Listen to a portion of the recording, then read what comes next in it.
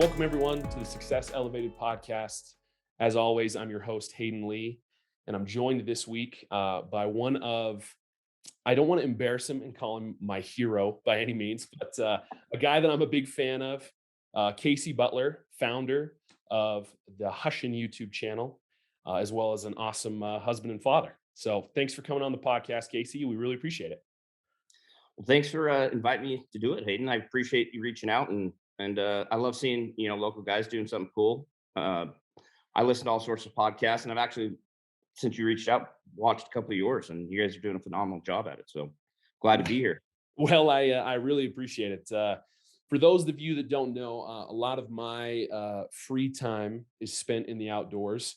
By no means am I some great hunter or fisherman, but I spend a lot of time in the outdoors, and really the most of what I do is fly fishing. Um, and Casey is someone that's kind of got me into that through his YouTube channel, watching his videos, and that's kind of the reason I reached out to him. Is I've just been a big fan for a long time, and thanks for coming on. But I wanted to kind of get into how you started the Hushin YouTube channel and what was the genesis of that. Something that I'm sure was a hobby of yours for a long time. You talk about it on the channel that you grew up hunting and fishing, and I don't know that you probably ever dreamed of that was going to be your full-time job. But how you got started, and what prompted you to want to start a YouTube channel?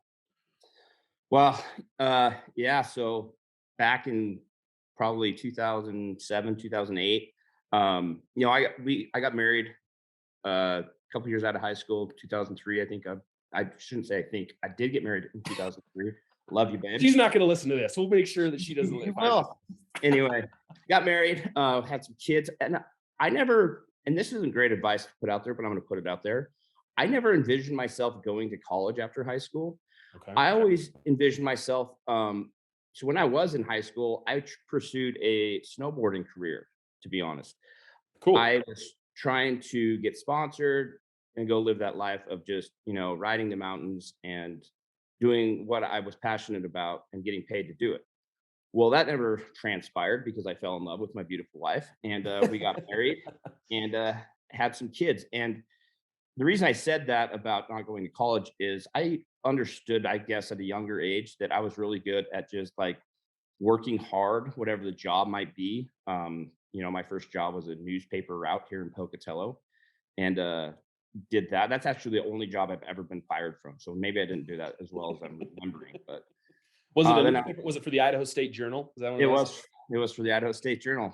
These guys canned me after like 3 years, but deservingly so. Papers didn't get delivered for a few days. We won't go into that. But yeah, and then I was a dishwasher. I was a cook. I worked at a trailer repair company. When I was a senior in high school, pursuing that snowboarding career, I wanted to be closer to Salt Lake, where a lot of the snowboarding action was happening at the time. So I actually moved away from my family when I was a senior and lived with my aunt and uncle down there in northern Utah and worked at a trailer repair company. But I always understood I was really good at just working hard and figuring out a task or the job at hand and doing it. And I always felt like I could just move up in a company. So fast forward to 2003, I get married, and I got a good job. I worked at the steel plant there in northern Utah, Nucor Steel, shout out. And luckily, my father-in-law helped me get a job, and it was a good job. A lot of people that get jobs there work there until they retire. The pay is good. They have great benefits. It is really tough work, a tough environment. You're melting down steel, and but I was good at it, and I was moving my way up through this company. Only after a matter of 4 or 5 years, I was in the position of next up was a lead role, and my wife went through beauty school. She was cutting hair, and she was doing that full time, doing really well. And I thought we had the world by the way of us, if I can. And we did. We were making good money. In the meantime, my older brother, Mr. Shea Butler, was here in Pocatello, and he started doing this weird thing called YouTube. And I remember him telling me about it, and I would get on YouTube after work and I'd watch some of his videos. And I was almost appalled that he was putting stuff out on the internet for other people to watch that was so weird. It was just him and his family just doing funny, weird things, right? Right. And so this happened for a couple of years. I believe was cutting granite at the time, and then was doing this YouTube stuff part time. And he would try to explain it to me how it worked. And I don't want to run down his story. I know we're short with time, but he basically started it just thinking he would make some funny content, put it on YouTube. Didn't realize that you could actually get paid from it. And then fast forward, a year after he started doing it, his checks from YouTube were almost as equal to his checks from the granite cutting place. Wow. And so he ended up quitting his full-time job and starting doing YouTube full time. And I remember having this conversation with him, going back to like how I, thought my life was going to be is just be responsible, have a 9 to 5 job, work hard, move your way up, hopefully put some money away in the bank, and one day you can retire. And that's just kind of how life is, right?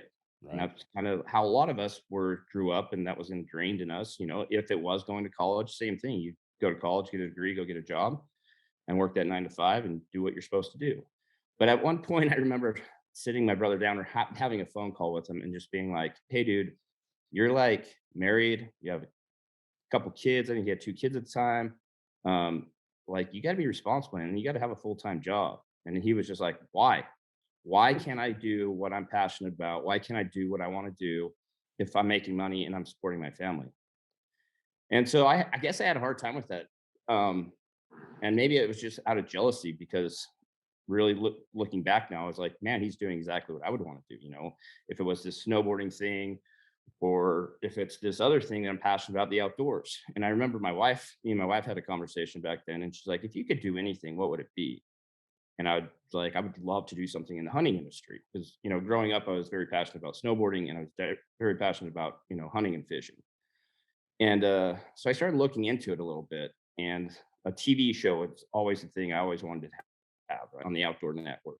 Is guys sit down on Sunday and watch me go out and hunt deer, catch trout, whatever it might be. And I started looking into it, and I realized pretty quickly that it was next to impossible to do that. You either had to own a company that you were trying to promote, which that justify having one, or you had to have a bunch of sponsors, a bunch of companies believe in what you were doing to pay for your time slot. Because that's how it basically works is, on the Outdoor Network or the Sportsman's Channel, depending on what time slot you get, uh, upwards of, $250,000 for one season.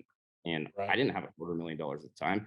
And I definitely didn't know anybody that was going to believe in something I've never tried to do before. And that was to create content around hunting and fishing.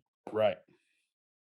So that was kind of out the door, and so I just went along with my steel mill career, and my brother done YouTube for about a year, maybe 2 years at that time, and they ended up picking up their family and moving to LA, and that's when it really like shocked me, like, wow, what are you like? What's going This is on here? doable. Like somebody's actually going to do this.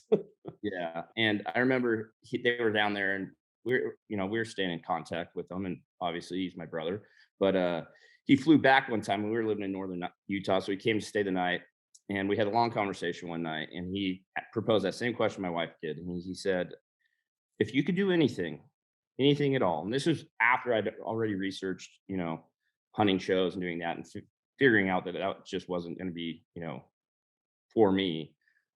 He asked the same question. He said, "What if you could do anything in the world? What would it be?"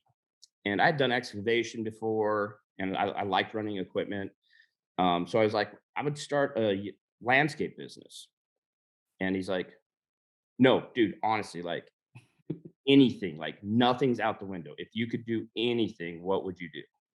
I'm like, "Dude, well, I hunt for a living. Like, duh. I'd be in the woods, spending time out there." He goes, "Why can't you do that?" I'm like, "Well, I don't know. I don't have $250,000 to start a TV show." And he goes, "Well, this YouTube thing I'm doing, like, it's free. Anybody can create content and put it on there." And, back in 2009, 2010, uh, YouTube wasn't overly ran with hunting content at the time. Right. Yeah. It was, funny cat videos or family vloggers were really starting to take off at that time. Right. And he goes, "Dude," and he told me this, and this has stuck with me since that day. He goes, "It might not be there right now. That demographic might not be there right now, but one day That demographic, the hunters and fishermen, are going to be obtaining their entertainment through some digital platform. And why shouldn't you be one of the first? And that hit me strong. I was like, man, yeah, maybe maybe I could do this thing.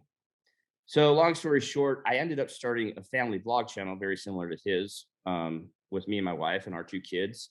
And I had zero idea about technology. I had a computer, a desktop that I think I had a Facebook page at the time, and that was just like talk to my old high school buddies.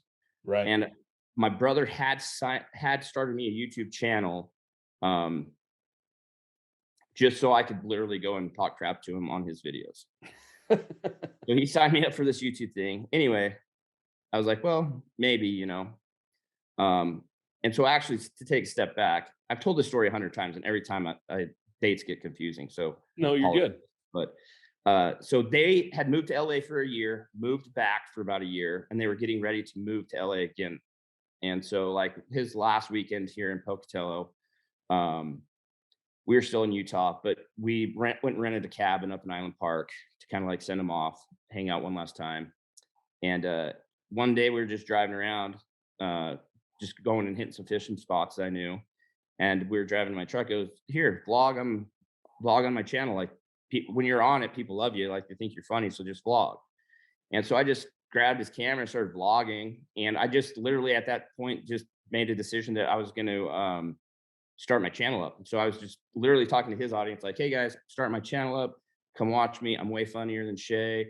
We have a little brother, Logan, that was doing it at the time. I'm like, I'm going to have more subscribers than Logan in a year. Like just talking a lot, you know, not thinking anything of it other than Right. to go live on his channel. And I'd probably never start a YouTube channel. Anyway, so the next day or 2 days later, I wake up and I go and check my emails and I have like, I don't know, like 6,000 emails. And my brother Shay calls me. He goes, "Hey man, go check out your YouTube channel." I'm like, "Dude, I'm trying to figure out my email account right now. Like, I have all these emails." So I go to my channel, which has never had anything put on it, and he had uploaded that video to my channel since he had my login.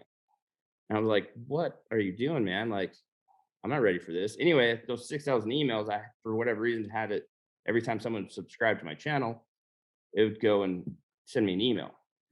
Anyway, so he had put it up on my channel and then promote it through his, and he had a large audience at the time. So yeah, like within 24 hours, I got like 6,000 followers, which at this time right now is unheard of. Like it's Right. impossible.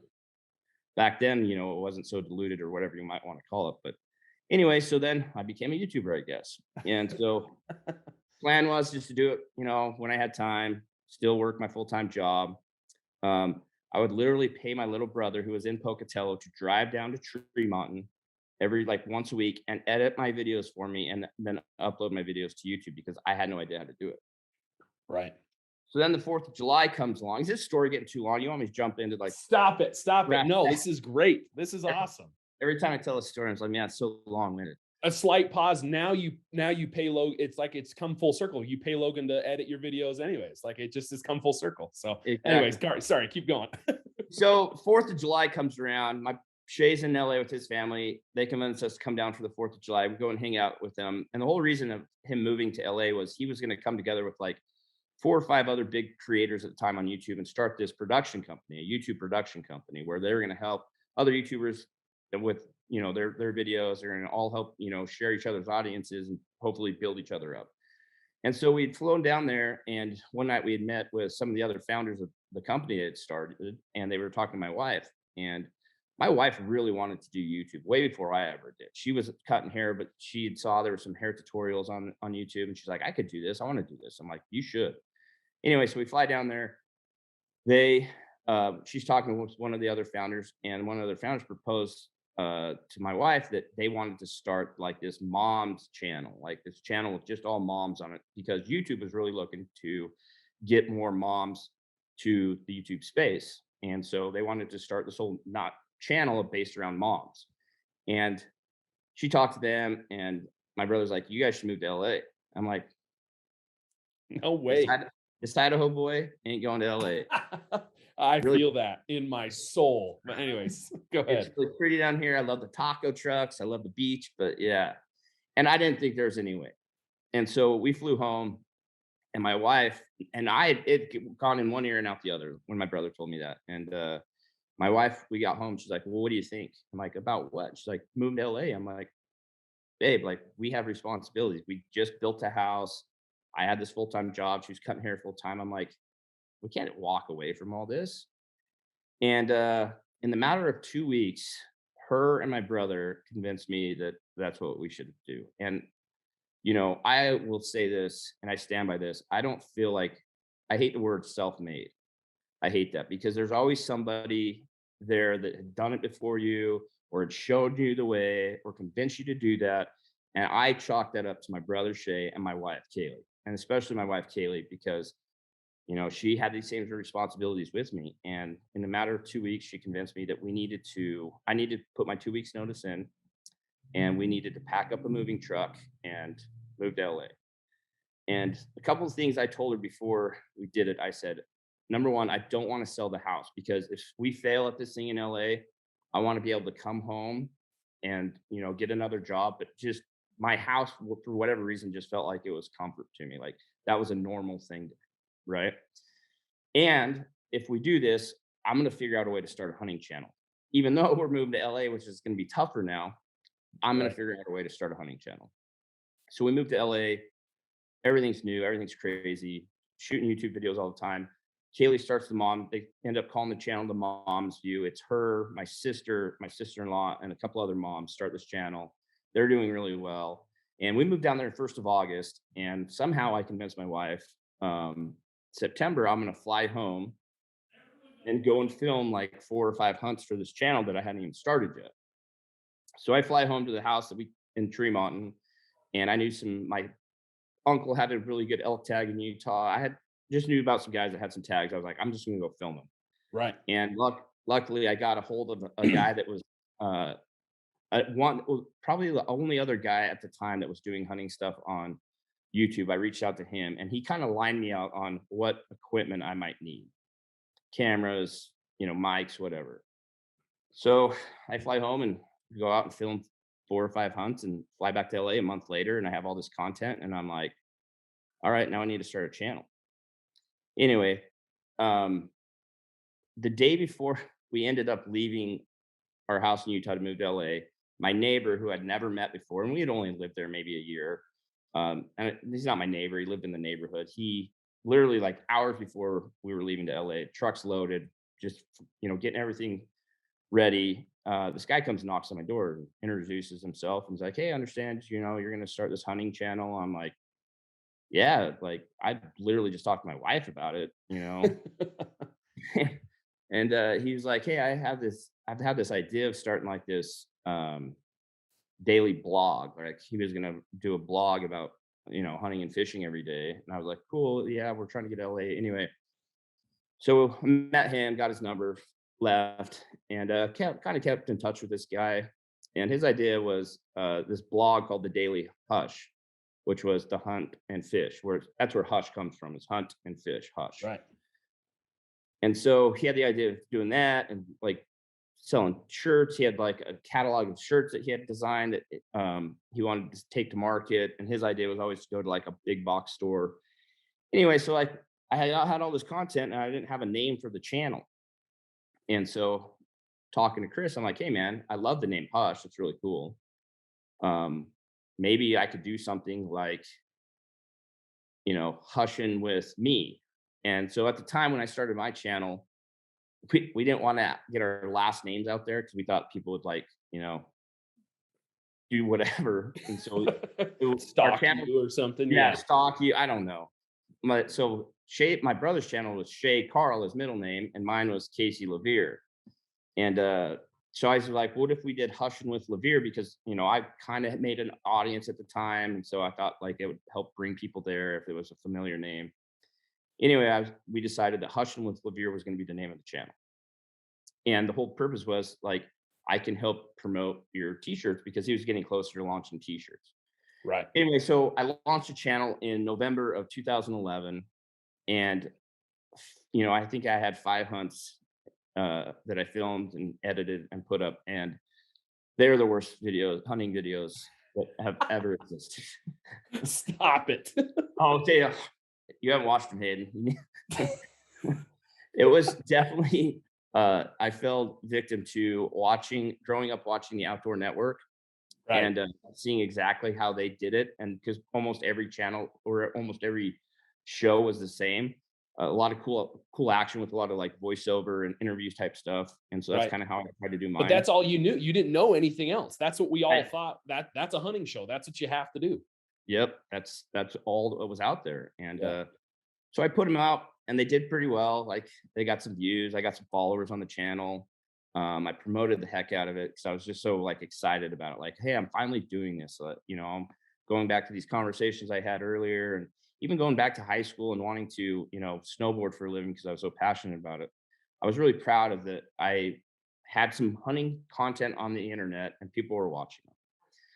Anyway, so, next year comes around, we're still in LA, and I had big plans next year and kind of did the same thing. And the problem I always had with the hunting channel was I didn't have a whole lot of time to like dump into it because I was in Right. LA and it took a lot to get home or get to wherever so I go film that content.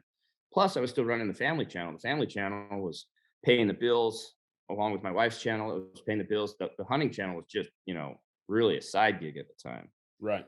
But going back to what my brother said, um, if maybe that's not the demographic that's on YouTube right now, but one day it will be, and you should be one of the first doing it. And so that kept me motivated. And so the next year is kind of the same thing. Went out, filmed some hunts, went back to LA, edited the hunts up, put them up. They did good. It was channel was kind of getting some momentum, not a ton, but I think the second year we're sitting at probably like 40,000 subscribers, which is awesome. Right. Um, and one of the things I noticed when I started doing it is I had a lot of that carryover audience from my family vlog channel to the hunting channel. And that was a big eye opener for a lot of people that were watching my vlog channel. And then all of a sudden I'm showing me killing an elk on YouTube. And they're Right. like, I used to love you. You're a murderer. Yeah. Um, one of my favorite comments was, why do you have to go and kill an elk to feed your family? Why can't you go to the supermarket and get meat like the rest of us? And And there's such a disconnect. They hadn't put two and two together that, oh, things are also dying for me to go eat it from a supermarket. yeah, there's not like Don't a burger understand. machine at the supermarket that just produces, God. Oh fresh man, it's so meat. yeah, that disconnect is I mean, we could do whole episodes on Oh yeah. people's disconnect between yeah, where their food actually comes from. But anyway, that helped me. I was like, wow, there is this disconnect, and it's funny because growing up in Idaho and Utah, for the most part, everyone had a gun. Everyone's been around guns for whatever reason, if it was self protection or hunting or just sport shooting. Um, Right. Most people hunted if they didn't, they knew somebody that hunted. And so that was an eye opener when I moved to LA because I always thought in my head, living in small town Idaho, that if there's two people in the world, they're either for guns or they're terribly against guns. And the same thing with hunting. They're like, you're either a hunter or you're against hunting. When I moved to LA and met a lot of not kids, a lot of young people that started working for the production company that come from all over the country, all from all different walks of life. And I started talking to them about these things. And I realized that wasn't the case. It wasn't they were against hunting or they were against guns. They just didn't understand them. They just didn't know them. Right. And so then when I started uploading the videos and I started that disconnect with my audience, I was like, okay, this is a chance for me to be very educational about a lot of this stuff and why we do it. And so my mind kind of switched at one point. It was like, instead of just going and doing some really cool hunts, like I want to be educational about this. And so I started doing a lot of like recipe videos on the hunting Right. channel. And so Right. we'd Well, go, and I remember, some of your there's some older videos there of like I mean, then this is going to sound intense for some people, but it's super helpful. Like videos of how to like gut and skin a deer, right? Like things like that that people just don't even think about. Like super educational for people that are trying to get into the outdoors, learn more about it. Like little things, little videos like that are hugely important. yeah. And so I think I took that on, like on my shoulders, like, hey, it's my, my job to, or my responsibility as a hunter to kind of showcase this in the best way possible and really come from a different mindset of not everyone knows why we hunt.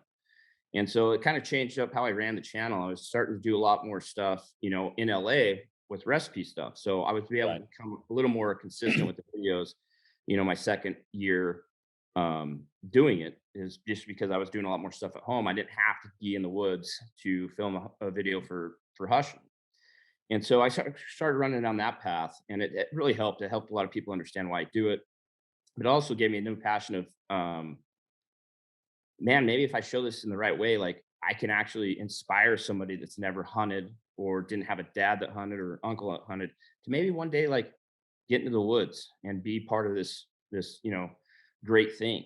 And so that's kind of the mindset I started going down after our second year.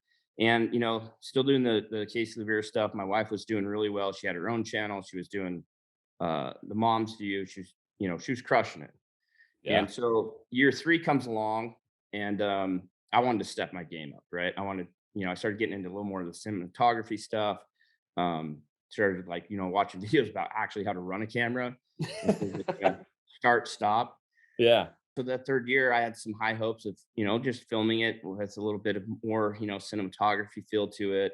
I learned what B-roll was, I think, third year.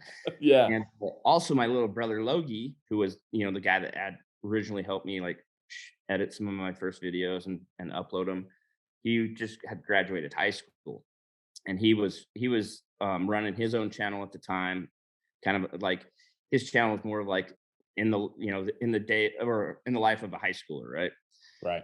He was passionate about hunting. He was very passionate about running cameras. He was really good at it. So that third year, I had all these hunts set up that we were going to go film, and I was going to take Logie Bear along with me, and he was going to help me run some cameras.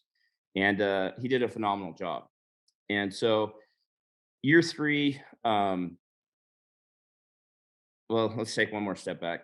So in year 2, when I was doing this, there was always this company out of Utah, out of southern Utah, that like they had a big forum on, the internet. So you could get on there. Forums, and they still are a little bit, but forums used to be really big in the hunting community, big time. Yeah, so you could get on there, go to a certain subject, and you were talking with other hunters from all over about, whatever it might be. If it's about a different caliber they wanted to shoot, or a unit they drew a tag in, or if it was shed hunting, like it was all forums were big. And this company I had watched them way before I ever started doing YouTube when I was working at Steel Mill. And I thought it was really cool that it was a younger group of people around my age that started a business in the hunting space, and they were doing really well. And so they were always on my radar, and I would always like follow those guys. And they would create like one hunting DVD every year and put it out, and sell it, through their website or at like one of the hunting expos. And so I would always put those guys on my radar. And especially after I started doing it, like, man, I just want to reach out to those guys and tell them my thoughts on what their company looks like and what it could look like if they decided to do, something digitally. And Right. so between year 2 and 3 of the Hushin with Levere, I'd flown back from LA to Utah because in February every year there's a big hunt expo that gets put on in the Salt Palace. So all these different hunting exhibitors are there, and you can go and buy whatever. And this company had always had a big booth down there, and so that year I flew back. I said, I'm going to go talk to these guys and just let them know, what I think what they should do. And so I walk into their big booth, and the first guy I run into is this guy named Eric, and I'd recognized him. He was kind of the face of their company.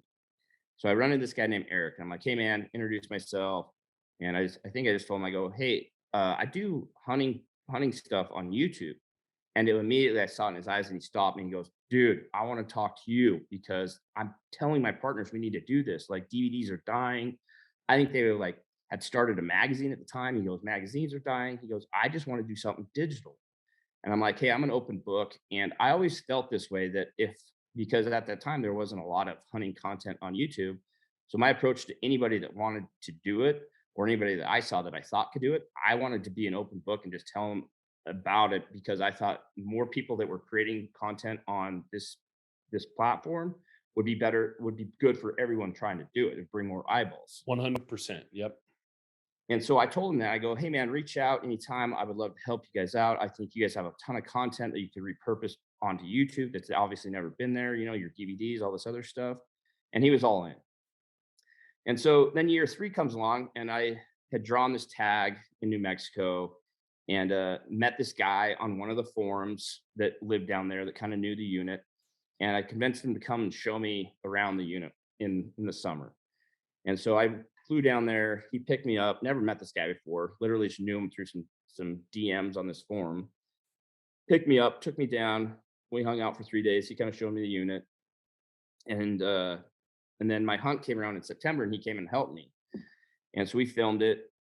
And he told me, he goes, "Hey man, I met a kid last year through one of these forums, the same way I met you, that has the rifle tag that's in October. You should come back and film it. It will be some really good content." I was like, "I would love to. I have some time." So then I flew back down to Albuquerque, New Mexico. My buddy picked me up. We went to this camp. It was his dad, my buddy, his dad, his uncle, and this guy that my buddy had met the year before through this forum. His name was Brian. So I met Brian, and Brian had kind of heard what I was trying to do on YouTube, and he was super intrigued by it. And so one night I just stayed up and told him all about YouTube and what I was trying to do, like my visions about it. And he became a really good friend of mine. And he told me, he goes, "Man, you're making all this content. You should really like get some sponsors." And in my head, sponsors are always like going back to my snowboarding years of like, getting a free snowboard, getting Yeah, a jacket. Um, he goes, "Dude, you might as well get some free swag out of this." Like, 100%. Yeah. and Brian was very business minded. He was a sales guy for Centos or whoever. Always like presidential club, like super good at what he did. Business guy, very organized. Yeah, so I met Brian, and after that season, he started. He asked me, he goes, "What companies would you work with if you could?" And so I sent him a list of companies I thought were cool and making good stuff. And so he sent out, put this pie chart and all this stuff together that I had no idea what it was. And he sent it to these companies, showing them, what I could bring to the table. And I think we ended up getting a couple companies that like were like, "All right, well, yeah, here's some, free pants, or here's some binoculars, whatever Right. it might be." And I thought it was the coolest thing in the world. I was like, awesome. And so Brian was always helping me out after I met him. And then so year 4, we ended up moving. My brother sold their production company, and it was like, we don't have to be in LA anymore. Let's go home. And so we ended up all moving back to so at the time, my older brother Shay was there with his wife and kids. Me and my wife were down there with our kids, and then my younger sister was living with us. And so after that, after being down there for 3 years, we all just packed up and moved home. And we actually all moved to Pocatello. Um, and so that's when things really started taking off. And so I'd met Eric and met Brian.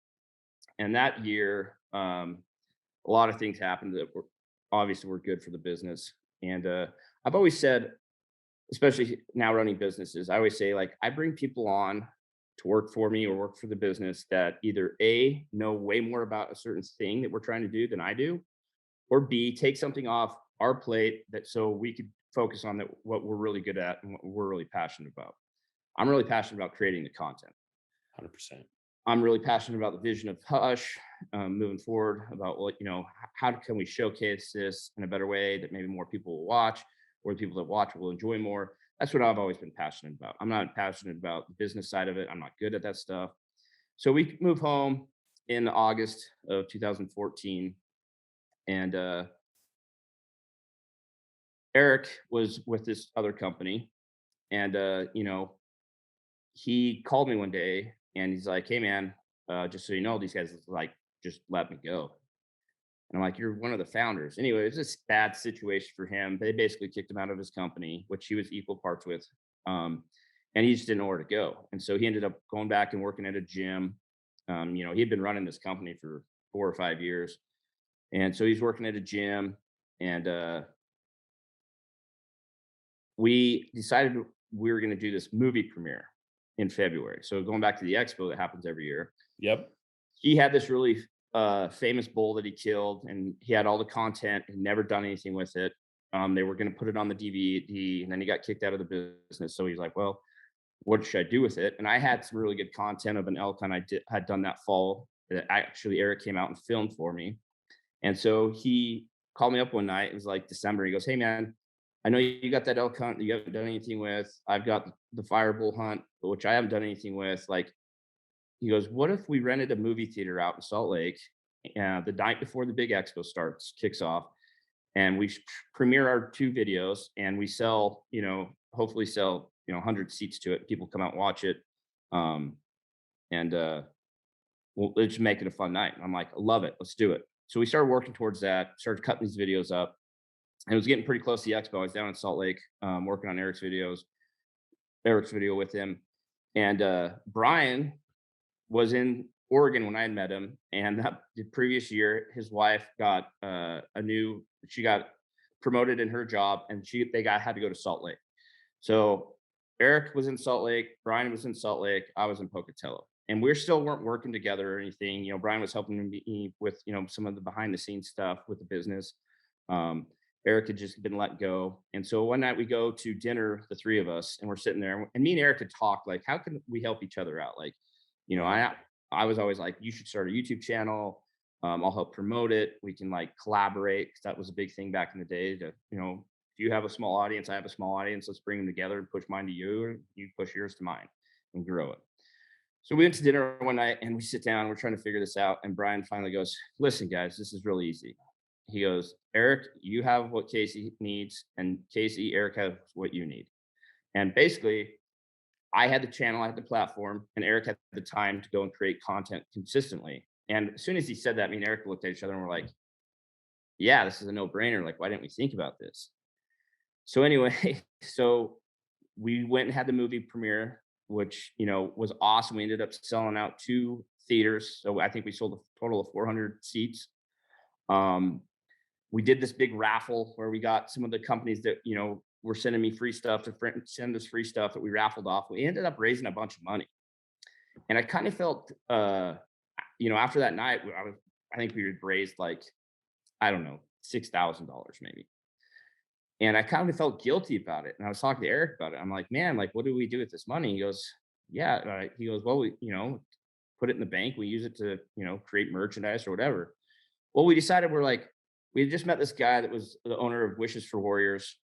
And I'm like, let's just take some of that money and donate to those guys. Let's keep it in the community. And so we wrote those guys a check out. The expo started. We met them, wrote them a check out.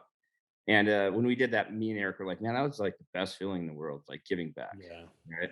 And I'm like, let's maintain that moving forward. Now that you're part of my business, let's maintain that in whatever way possible, whatever amount, if it's small or whatever. Let's just maintain, like, we should always try to give back and help. Anyway, so fast forward, things started taking off after that. After I brought Eric on, he started cranking out videos full time. He was, we started doing like 2 to 3 videos a week on Hushin. And, some of the old secrets of YouTube and creating content and growing an audience was consistency. Like, we always say, content is king. You have to be consistent with it. So we started cranking out videos. They started doing really well.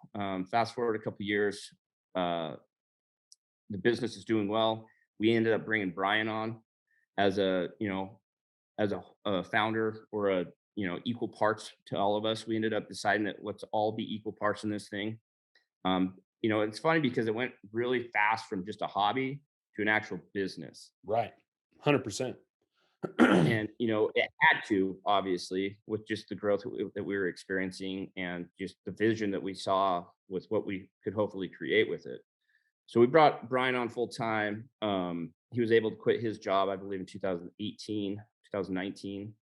And since then, we've been able to bring on 2 camera guys. Logie, who helped me film that 3rd season, is Yep. our head camera guy. He's in charge of all the content. Anything creative you see come out of us is due to him or our other camera guy, Matt, who lives in Utah.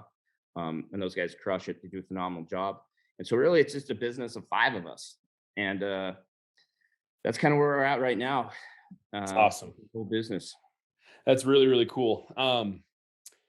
There's a lot that I want to kind of touch on, and points that you've made as kind of throughout your whole journey here.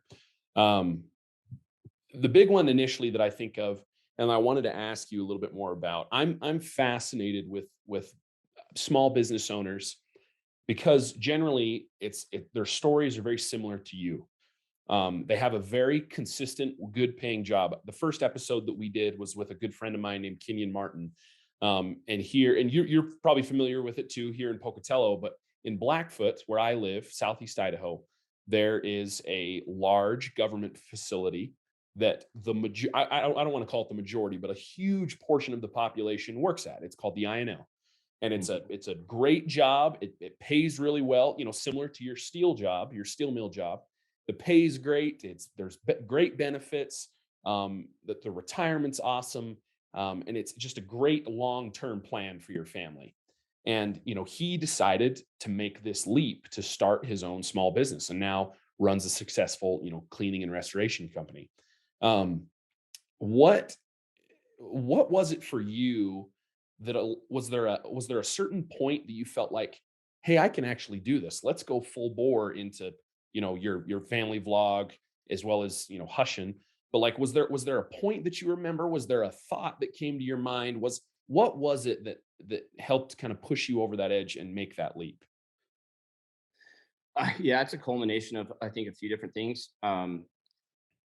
Looking back, like, it was such a quick when from when this got proposed to when, like, we made the decision was literally a matter of a couple weeks.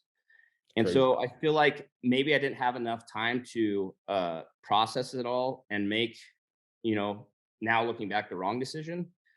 But, it goes back to my wife.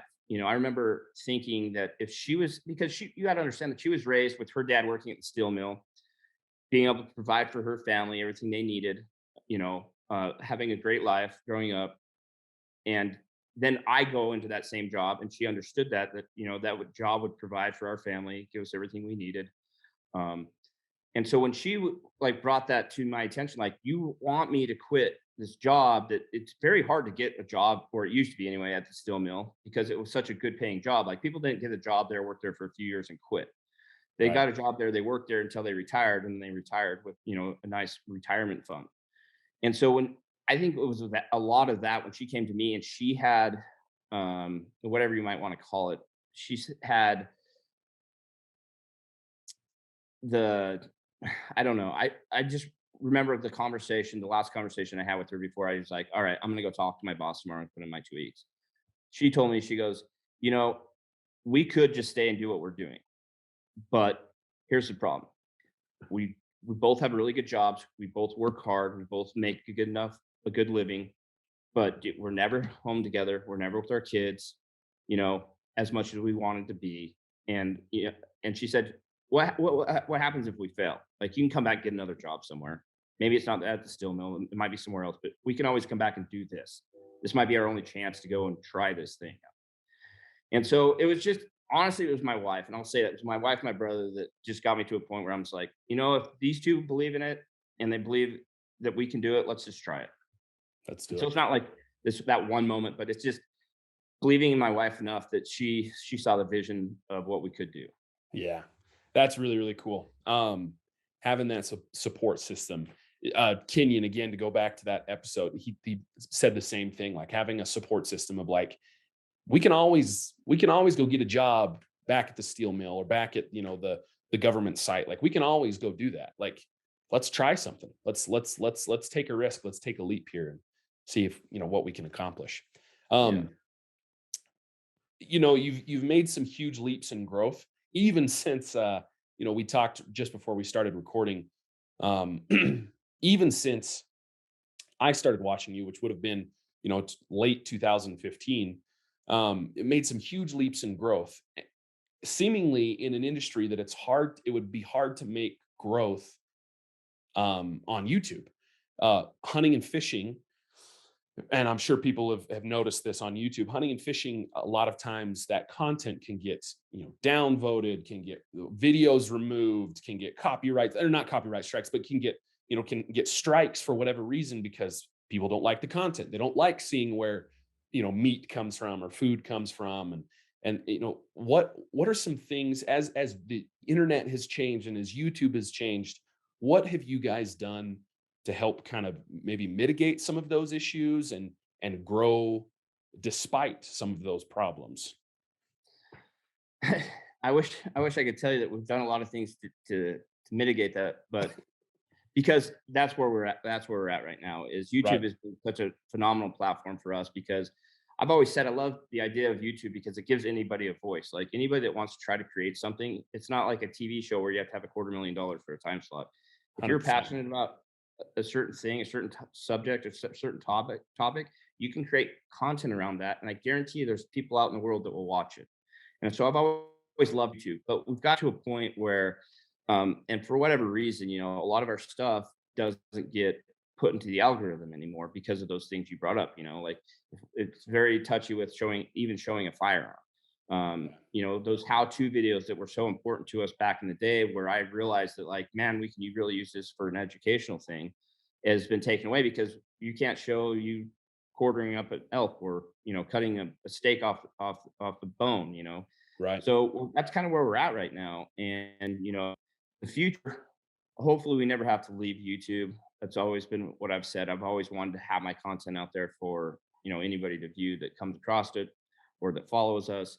But some of the things that we've had to start looking into is like a behind the paywall type structure where you sell subscription. You'd go and host, you'd go and put that content somewhere where somebody would have to pay X amount of money to go and watch it. But that kind of frees up a lot of things that we've had issues with.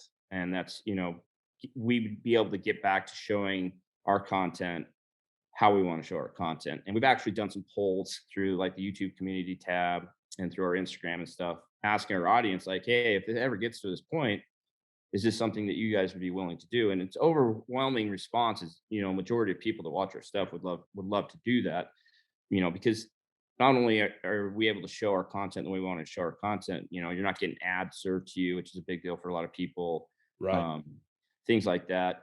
And we've known some creators in our space that have went down that route, and they're doing well. But yeah, it's just something we're trying to wade through right now and Try and try to figure it figure it out. out. And I Yeah. think, Oh, sorry. Go sorry, ahead. I was just gonna say, and that's just part of running any business is you got to be able to adapt and change, and Yep. especially internet stuff. No one, I always tell people, like, no one that I know of has ever like been able to retire from this thing of creating content on YouTube, and so Right. no one really knows what that looks like. Yeah. But I know at like going through it, you have to be able to change your business up to and be able to adapt as well. I was going to say the exact same thing. Owning any business, like if you're not willing to change, you're going to die. Like your business is going to die. Like, so you have to be able to adapt and grow. And that's fascinating hearing that. And you mentioned something there that like is so true. I mean, YouTube's only really been a thing, I want to say 2005, 2006. So nobody's really retired from YouTube. So we don't know what that's going to look like in the next 20, 25 years. Like what how do you set yourself up for the future? And maybe that can kind of lead into my next question, I guess, for you, Casey. But what does the future look like for Hushin? You've talked a little bit about, maybe a subscription based model and a couple of other things, but I guess what are some goals that you guys have for the future? We want to continue creating content. That's what we're, all real passionate about is the content end of things. We sell merchandising, which Hmm. does really well for us.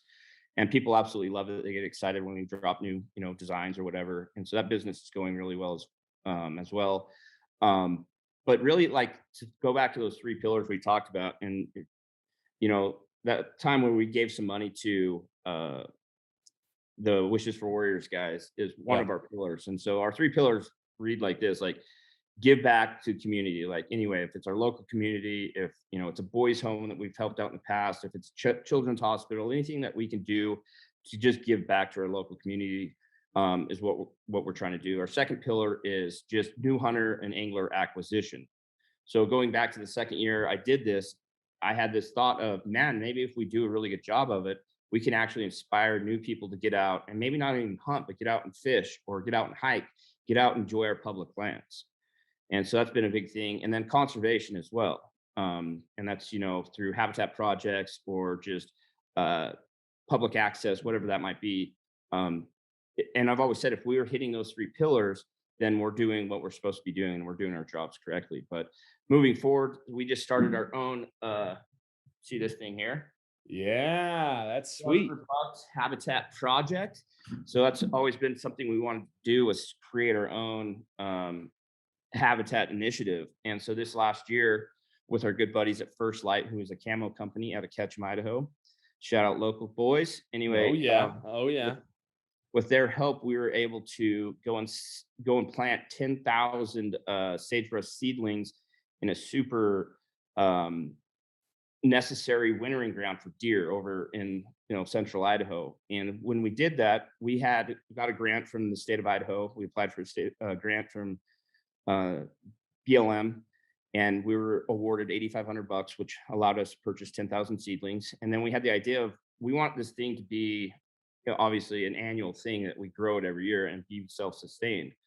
So what we decided to do was to sell 50 tickets to our audience to come out and plant sagebrush with us, which sounds That's like cool. a really hard sell of like, and we were going to ask $100 for a ticket. And when we had this idea, I'm like, "Oh, can we sell 50 tickets to people to literally pay us $100 to come out and work?" Yeah. Anyway, so we did a big raffle. So, your $100 got you a custom shirt, Brush for Bucks shirt. It got you we have some of the best sponsors in the world, OnX, who's a mapping company. You got a free membership to OnX. You got some raffle tickets, things like that. So we made it really cool that would hopefully, the planning thing is cool enough, but that's hard to get somebody to pay $100 to come out and help you plant. Right. So we did all this, and we literally sold 50 tickets in a matter of 45 minutes. Oh my We god. put it on our website, and I had told Brian this. I said, "Listen, I said, here's the plan of attack. Let's try it for a couple days. If they're not selling, let's just lower the price." Within 45 minutes, we had 50 people from all over Western United States. We had people from Wyoming. We had two different families that lived just outside of Seattle. We Oh had my people from gosh. Oregon, California, Nevada, Northern Idaho that bought tickets and drove hours, literally 12 hours. Some people were driving to come to this event, which was only a day event. Like you showed up at 10 a.m. and we were done by 6 p.m. Right. But with that money that we raised from that event, we're now going to be able to go and plant 30,000 seedlings next year. And so moving forward, just like projects like that are what we're super passionate about. We're always going to maintain capturing hunting and fishing content, outdoor cooking stuff, but things like that, our three pillars are, that's what our future looks like. Oh, that's so cool. Do you ever see it, this is kind of a big picture question, but do you ever see it becoming a job? I mean, this is something that you've grown up doing. This is a hobby, hunting and fishing. How do you keep something that you love so much and that you're so passionate about? How do you keep that from being a job? Because I mean, I love fly fishing and I would love to just be able to fly fish for the rest of my life and not have to work. Like that would be Yeah. the dream, right? But I always think in the back of my mind, but wouldn't it eventually become work? Wouldn't I eventually like hate it? I guess I don't know. How do you avoid that? Yeah. I mean, there's definitely times in certain situations that, you kind of think about it like, man, it's not the most enjoyable thing. But at the end of the day, we get to wake up every morning doing what we love. And that's just kind of our mindset going into it. Not everything's great, with the algorithms with YouTube, whatever it might be that makes it hard. I'll never complain about this thing like I would, doing a 12-hour shift at the steel mill. But Yeah, yeah, it's definitely there's a lot that goes on. Like there's a lot of moving pieces. So it definitely is a job. And I hate to say it, but it is. It really is. Like, yeah, we're not coming in and stamping a time card or anything, but there's a lot of moving pieces, and especially there's only five of us, five of us that have to deal with a lot, and we all have a lot on our plate. But yeah, I think just that, and we say this we have a weekly call every Monday where we just jump on with the team on Zoom call. We just talk about the week, talk about how things are going, what's expected out of each of us, and we always say like at the end of each call, like every morning we get to wake up and do what we absolutely love, and that's kind of just our motto, I guess. that's awesome, man. The that is a great mindset to have because yeah, ultimately that's you really get to do that. You get to wake up and do something that you're passionate about and that you really love. And I really appreciate you.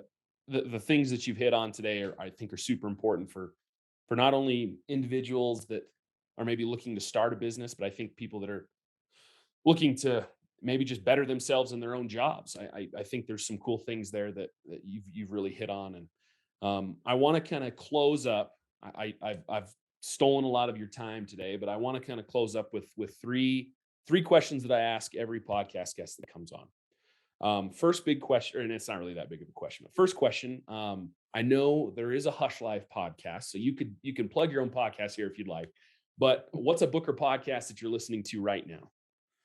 Oh, um, I have a good buddy. I'm gonna sound like an idiot because I can't remember what it's called. You're good. I have a good buddy, Mr. Benny O'Brien, who's been in the industry for a long time. He had a podcast, THP, the Hunting Public podcast. He had to shut that down, but he just started a new podcast. I want to say it's called The Woodside. Okay. But it is a lot to do with hunting and fishing, obviously, but a lot of like conservation efforts, a lot of like behind the scenes stuff. He's interviewed some absolutely amazing people. Just not even in the hunting industry, just biologists and people like that. He brings a lot of cool information out there. So I've been digging his podcast recently. That's awesome. The Woodside. I'll have to check it out. Yep. Second big question.